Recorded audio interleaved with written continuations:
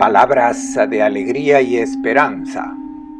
Es el domingo 12 del tiempo ordinario del año Dal B, Vangelo el secondo Evangelio de Marco. Marcos 4, 35, 41.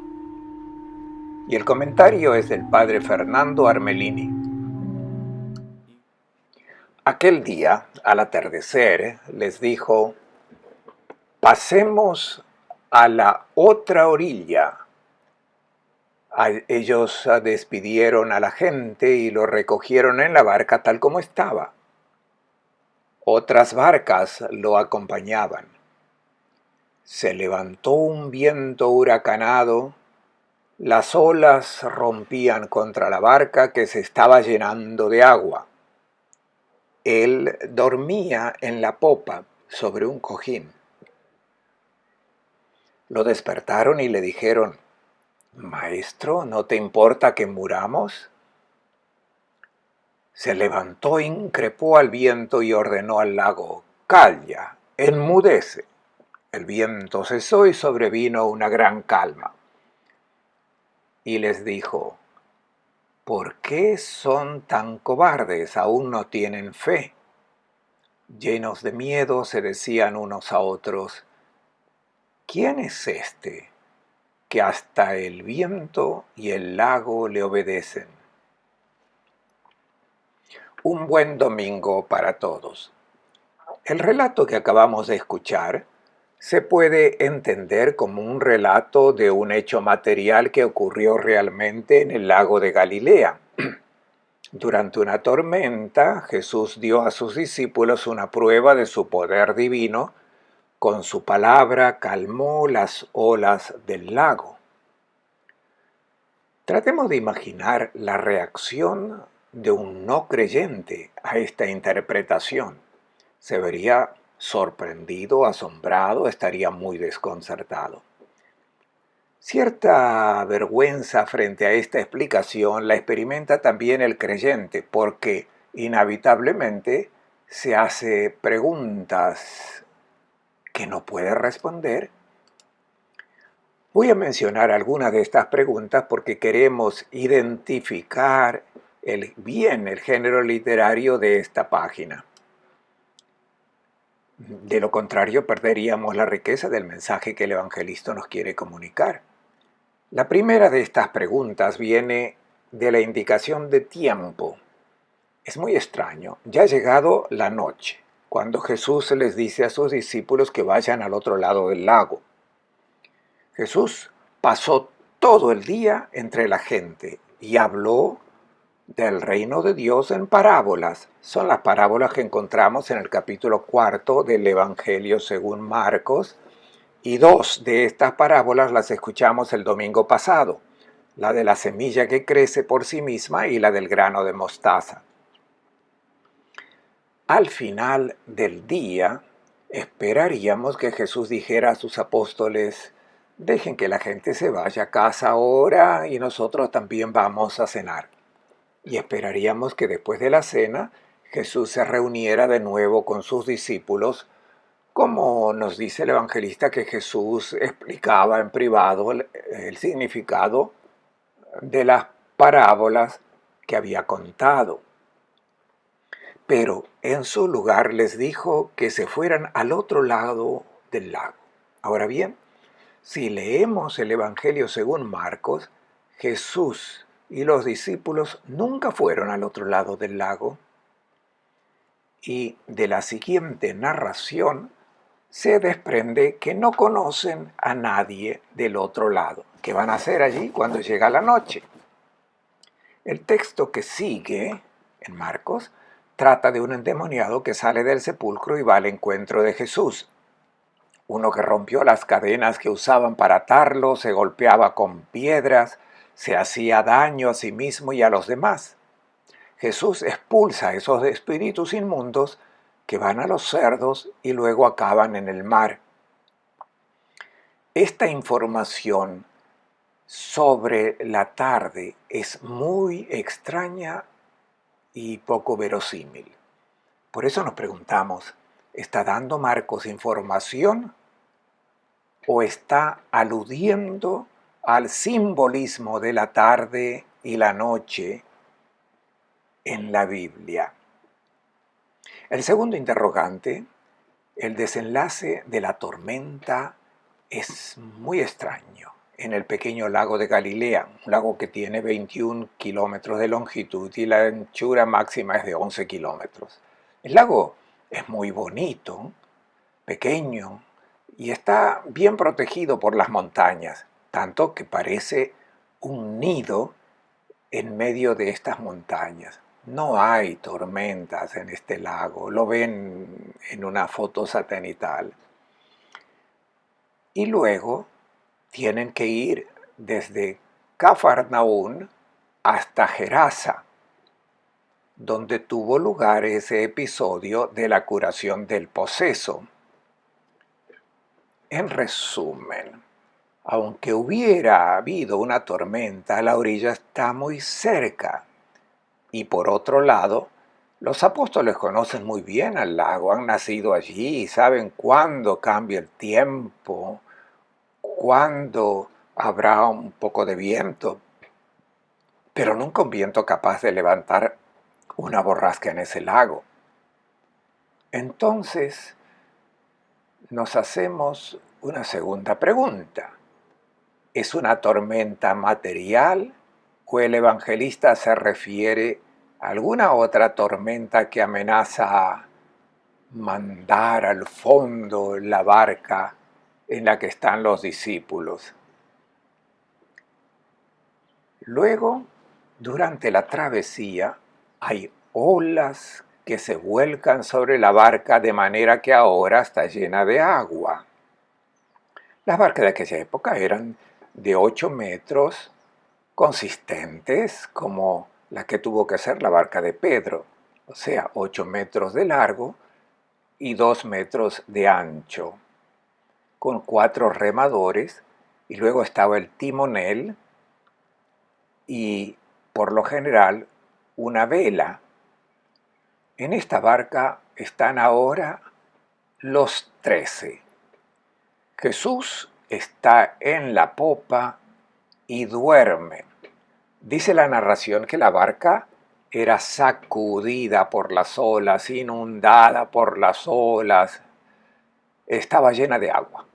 ¿Cómo es posible que en la popa Jesús estuviese durmiendo sobre un cojín? Incluso parece que los apóstoles se han olvidado por completo de que Jesús también estaba ahí. No es verosímil que Jesús sea capaz de descansar tranquilamente en esa pequeña barca llena de agua a merced de las olas. Entonces, de nuevo la pregunta, ¿está haciendo Marcos la crónica de una desventura ocurrida a Jesús y a los 12 o está hablando de otra cosa? Luego, al final, los discípulos se dirigen al Señor para que los salve, por lo que demuestran creer en Él. En cambio, Jesús los reprocha como gente de poca fe. Entonces, digamos claramente, no estamos ante una página de crónica, sino ante una página de teología, una parábola compuesta por el evangelista con imágenes bíblicas. Y nuestra tarea entonces es decodificar estas imágenes para captar el mensaje que el evangelista quiere darnos. Tomemos esta historia punto por punto y veamos el significado de estas imágenes. Escuchemos. Aquel día, al atardecer, les dijo: pasemos a la otra orilla. Ellos despidieron a la gente y lo recogieron en la barca tal como estaba. Otras barcas lo acompañaban. La primera imagen de esta parábola es la conclusión del día. Llegó la tarde para Jesús, el día está terminando, la noche está llegando. Es la imagen de la conclusión de la vida de Jesús. Esta imagen se puede encontrar en la Biblia y también es usada por Jesús, por ejemplo, antes de abrir los ojos del ciego de nacimiento. Dice, tenemos que hacer las obras del que me envió mientras es de día. Luego viene la noche cuando ya nadie puede actuar. Justo antes, en el capítulo 8, Jesús dijo, Abraham su padre se regocijó en la esperanza de ver mi día. Este día es la vida de Jesús. Ahora ha llegado a su fin. ¿Y qué ha hecho Jesús? Ha dedicado toda su vida para llevar el reino de Dios al mundo. Ahora se lo confía a los discípulos. Son ellos los que deben llevar a cabo la misión de llevar el Evangelio, de llevarlo a Él, al otro lado. Esta es la meta. ¿Qué significa el otro lado? Siempre que en los Evangelios se menciona que van al otro lado, significa que van al oriente, hacia la tierra pagana. El lago marcaba la frontera entre la tierra santa, donde estaban los israelitas, y la tierra inmunda, donde llegaban los cerdos, era la tierra de los paganos. Es el símbolo del mundo viejo, del mundo antiguo, que aún no ha conocido a Cristo y el Evangelio. ¿Cómo es ese mundo?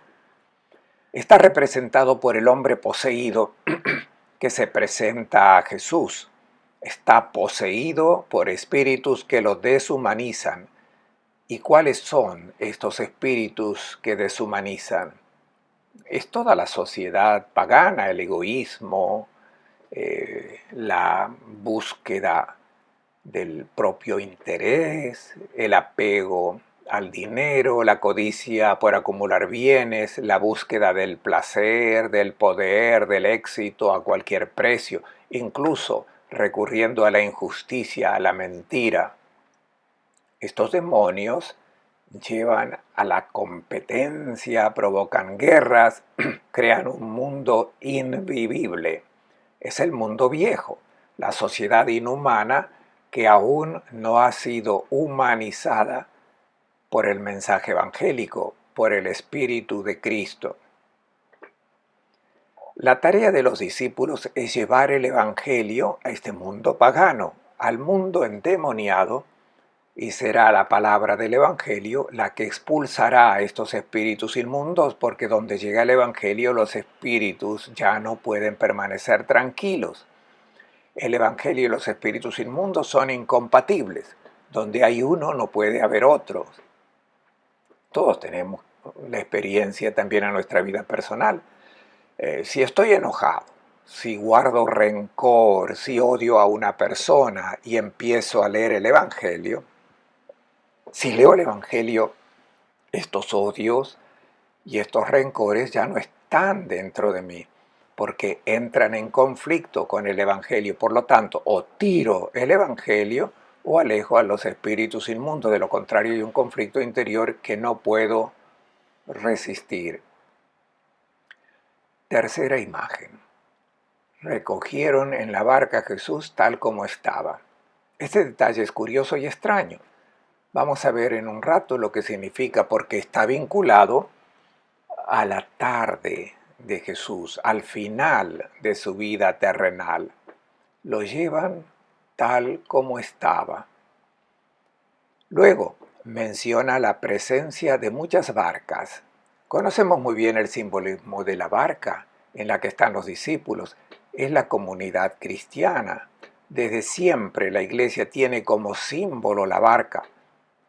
Lo pueden ver en las iglesias góticas, como la bóveda de estas iglesias tienen la forma del casco del barco, porque indica que la comunidad que está debajo de esa bóveda es la barca de Pedro, donde también está Jesús.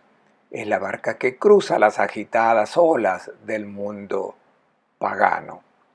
Las muchas barcas, por tanto, representan las numerosas comunidades cristianas que ya se habían levantado en todo el Imperio Romano, y son todas esas barcas que deben llevar al mundo, a Cristo y su evangelio una misión difícil. Escuchemos entonces lo que sucede. Se levantó un viento huracanado. Las olas rompían contra la barca que se estaba llenando de agua. Él dormía en la popa sobre un cojín. La sociedad pagana, movida por espíritus inmundos, se rebela. No acepta pacíficamente que la Iglesia lleve a cabo su misión de llevar a Cristo y su Evangelio, porque el Evangelio expulsa a esos demonios y entonces la vieja sociedad debe desaparecer. Aquí está el simbolismo del mar que se rebela, que se opone a este viaje. El mar en todo el antiguo Oriente Medio es el símbolo de las fuerzas caóticas que impiden la vida. Recordemos que en la creación estaban las aguas del mar mezcladas con la tierra donde era imposible vivir. Dios separa la tierra de las aguas y le dice al mar: llegarás hasta aquí, no más. Allí donde llega Dios, elimina las fuerzas del caos y promueve la vida. Aquí está el Evangelio, que donde llega bloquea las olas del mar, bloquea el caos y crea la vida, humaniza. Otro símbolo del mar es el Mar Rojo. La gente no puede llegar a la tierra de la libertad porque el mar se lo impide, pero existe el poder de Dios representado en el báculo de Moisés que divide las aguas de ese mar. Dice Job: Él solo despliega el cielo y camina sobre las olas del mar. Job 9:8. Dios es el único que puede dominar estas fuerzas caóticas y solo su palabra es capaz de dominar las fuerzas caóticas del mundo pagano. Dice el Salmo 89, el Señor domina la soberanía del mar, calma el tumulto de las aguas. Precisamente haciendo alusión a estas imágenes bíblicas, los discípulos entenderán la divinidad de la persona de Jesús, el único que es capaz con su palabra de sacar a la humanidad del caos. Lo que esta parábola narra es nuestra historia, la historia de nuestra iglesia, de nuestras comunidades cristianas.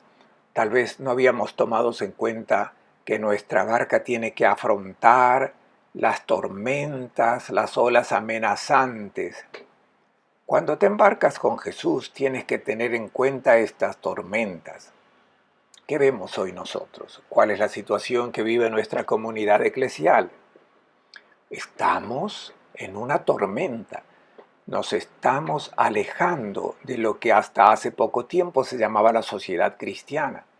Hoy hablamos de una sociedad post-cristiana, como si la iglesia ya hubiese tenido la oportunidad. Nos esforzamos por reformar ciertas estructuras obsoletas de nuestra iglesia. Nos estamos purificando de credulonerías que confundíamos con la fe, y eso nos hace quedar en ridículo frente a los no creyentes, porque estas creencias no tenían nada que ver con la fe. Digamos también basta a ciertos atrincheramientos ideológicos.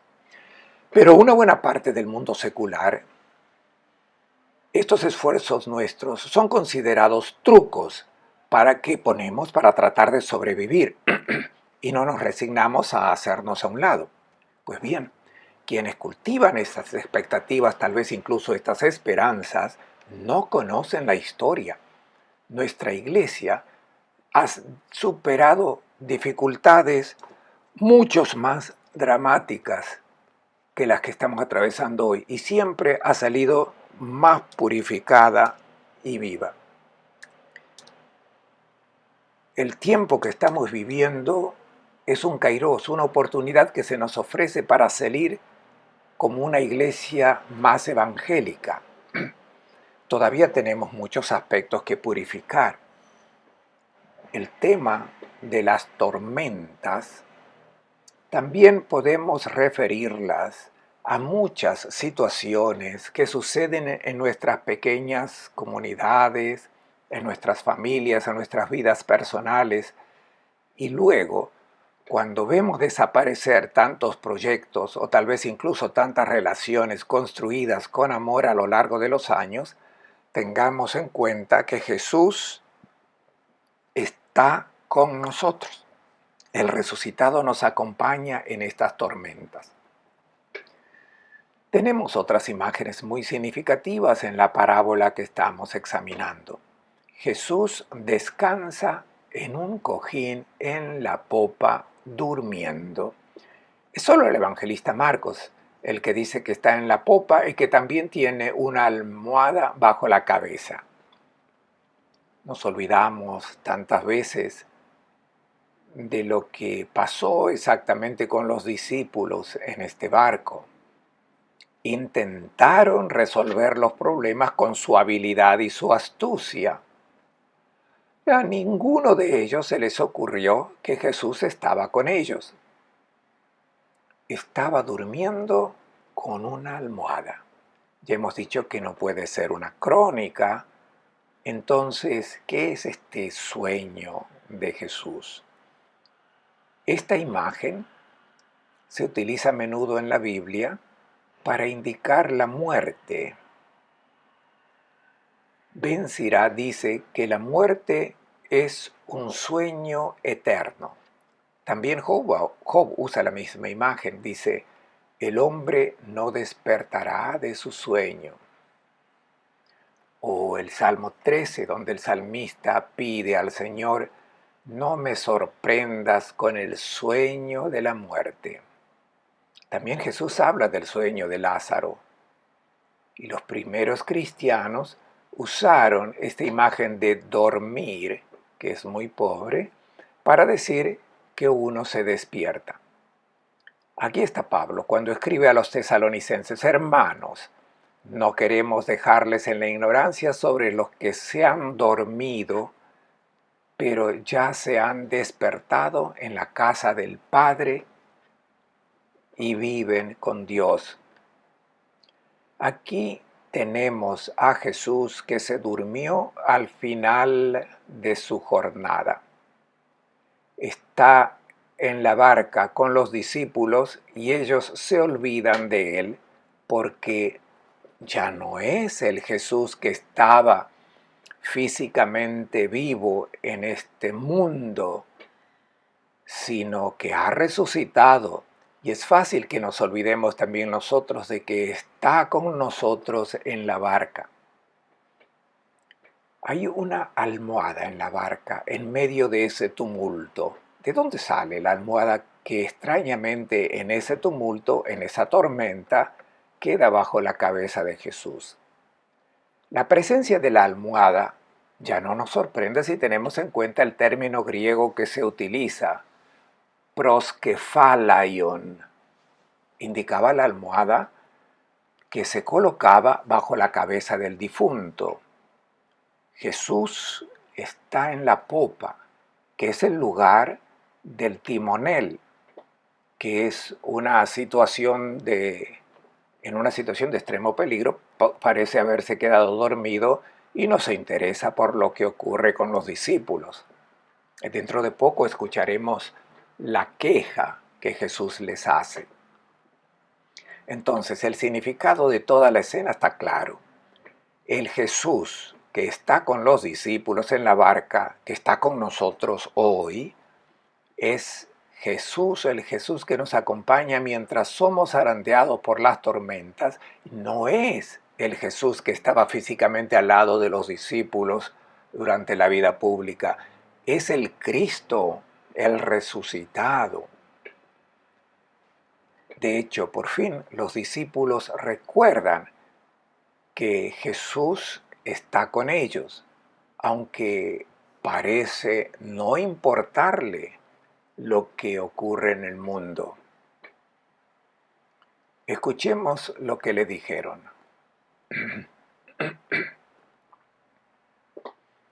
Lo despertaron y le dijeron: Maestro, ¿no te importa que muramos? Qué interesante realmente. El reproche de los discípulos a Jesús mientras duerme es la oración que hacen al Señor resucitado. Y es una reprimenda. Maestro, ¿no te importa que muramos? Nosotros somos los que perecemos, tú no. Están hablando con el Señor resucitado. Saben que está con su Padre. Él no puede perecer. Somos nosotros los que estamos en una situación en la que estamos siendo arrastrados por las olas del caos. Da la sensación de que el Maestro quiere dejar que todo ocurra como si Él no estuviera presente. Pensemos en las olas que nos zarandean en la iglesia hoy en día, las tensiones internas, las disensiones, los escándalos, los abandonos y también las mentiras y calumnias que muchas veces vienen de afuera. Y también en nuestras tormentas personales y familiares, en las dificultades de todo tipo que nos presenta la vida. ¿Quién de nosotros no ha dirigido esta oración al Señor algunas veces? Pero, ¿dónde estás? ¿Dónde estás, Cristo? ¿Por qué no manifiestas tu poder? A veces lo sentimos lejos o incluso ausente. Su silencio nos desconcierta, nos asusta y quisiéramos gritarle como lo hace el salmista en el Salmo 44. Despierta, Señor, ¿por qué duermes? Hagamos estas oraciones, dirijamos estos improperios a Dios porque con estas oraciones entramos en diálogo con Él y empezamos a ver las cosas como Él las ve. No debemos tener miedo de orar muy sinceramente como lo hicieron los salmistas cuando clamaron su dolor a Dios. Tomemos el Salmo 13 y veamos cómo empieza.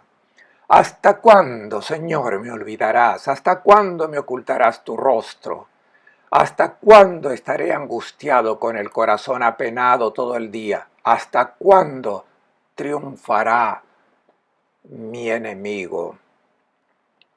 Hagamos a Dios estas preguntas. Los discípulos se dirigieron a Jesús y le dijeron: Maestro, ¿no te importa que muramos? Estas son nuestras noches, las que todos experimentamos en la vida. Las noches de soledad, de la injusticia, que no podemos remediar, noches de abandono, de enfermedades, del dolor que no tienen explicación, noches de traiciones en las que realmente nos preguntamos, pero ¿dónde está Dios? Nos dirigimos a Él. ¿Dónde estás? ¿Por qué no intervienes? Haz algo. Jesús nos revela un Dios que parece que duerme, que deja las cosas como están. En realidad, Dios no tiene nada que temer cuando se desatan las fuerzas del mal. No teme perder el control de la situación porque confía en nosotros. Nos ha dado todas las habilidades para salir más maduros,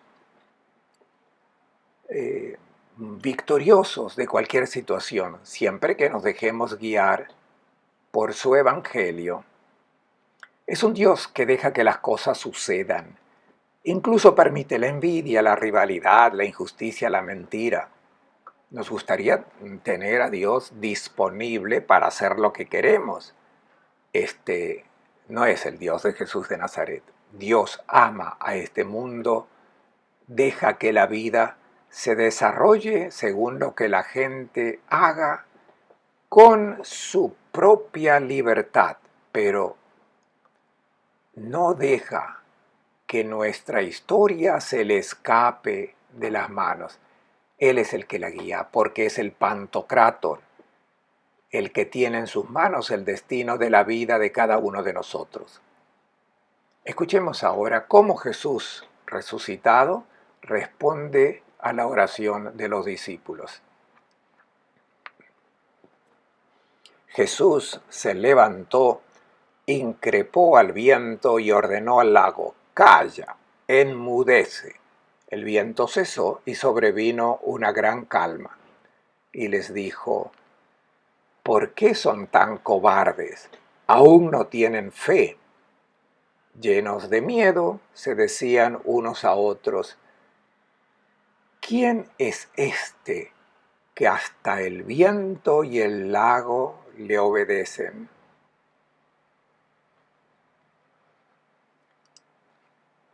La oración bien hecha siempre es respondida. De hecho, la invocación de los discípulos permite que Jesús intervenga con su palabra y le diga al mar: calla, enmudece. Las fuerzas caóticas de los demonios son silenciadas por la palabra de Cristo. Pero este Jesús debe ser despertado.